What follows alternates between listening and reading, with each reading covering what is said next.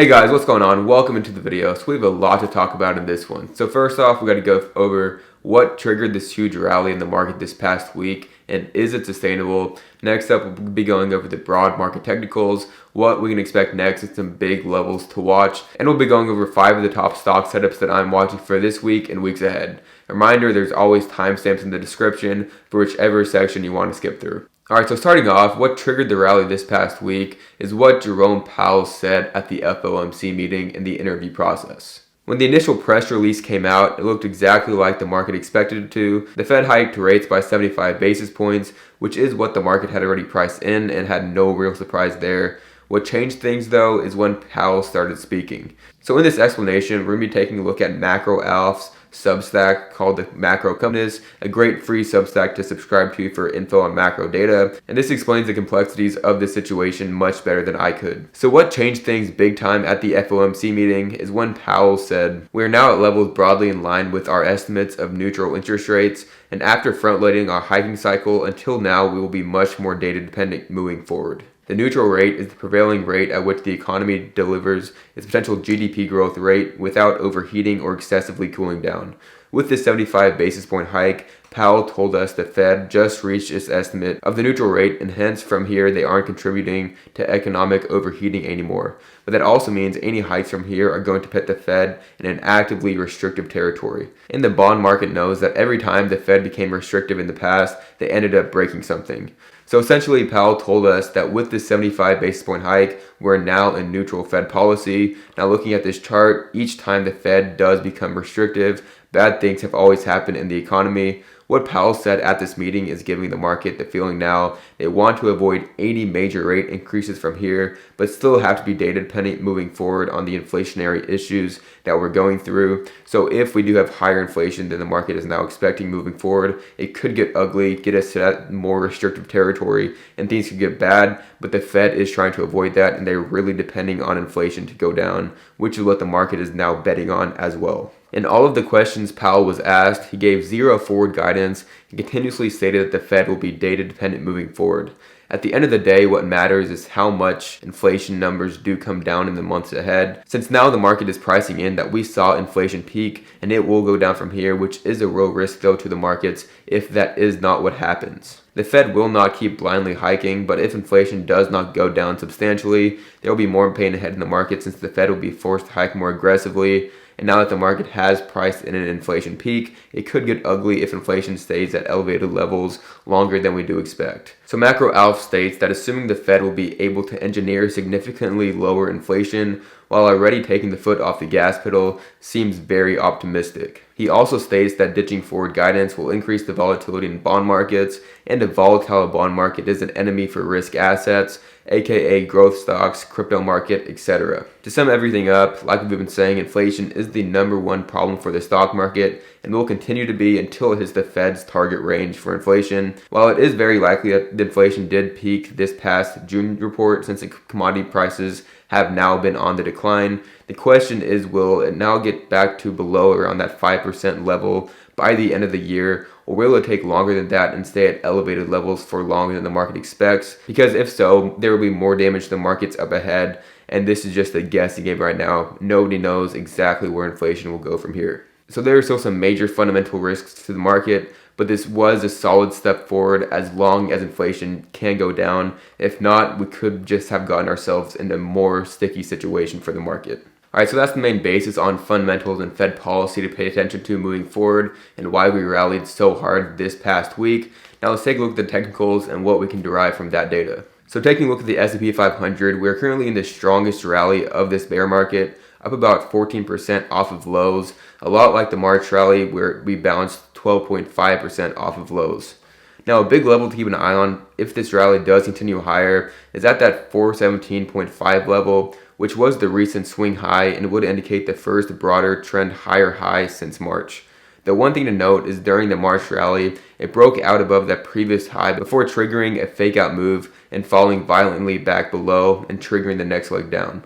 A break and hold above that 417.5 level would be massive for bulls though, and is something to watch moving forward closely if and when that level does get tested. Taking a look at the RSI on the 4-hour chart, which shows overbought and oversold levels, The S&P is currently overbought, and that is for the first time since the March rally, which preceded the sell-off and next leg down for the market. So early this week, we should expect a pullback initially to cool off these overbought conditions. And after that, though, it would be important to establish a higher low before potentially testing that 417.5 level as a bullish signal, but we really want to see a higher low established here next. Personally, I am watching the $390 level as the line in the sand for the market. This is the recent breakout level and also lines up with the 50-day moving average.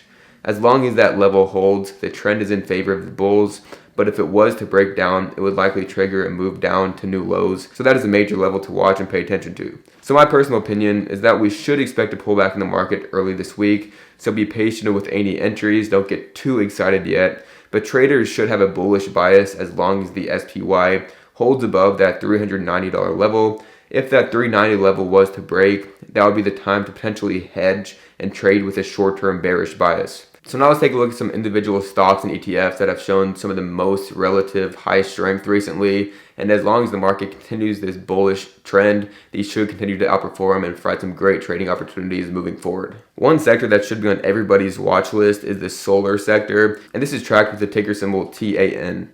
It's breaking out of this long-term falling wedge setup on volume and showing quite a few market leaders within. The number one market leader is Enphase Energy, ticker symbol ENPH, which blew out earnings last week and is making new highs in the bear market, which is a massive sign of strength for especially being a growth company.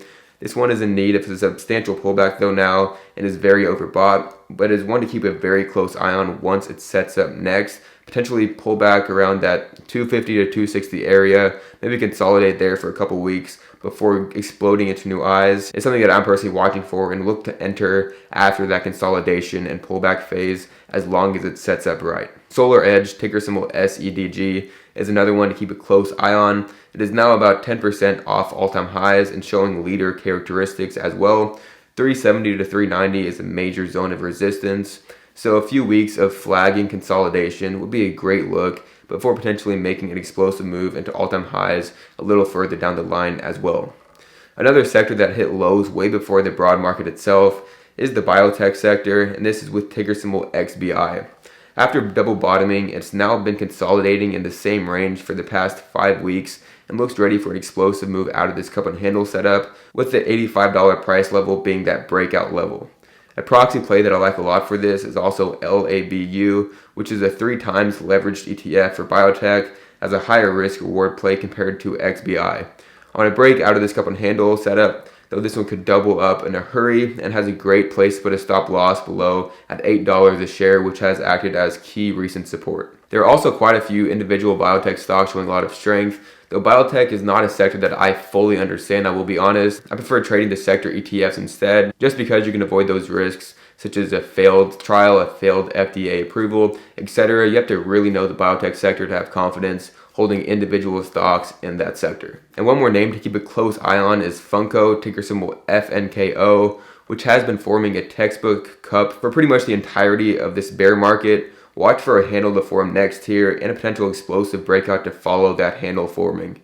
Zooming out to the all-time chart, this is also set up in a 5-year long inverse head and shoulders pattern, which could make for an absolutely massive breakout into new highs if these technical setups do play out. So that is what I'm watching for macro-wise moving forward, with inflation as the number one issue, seeing how the bond market reacts and what is next to happen.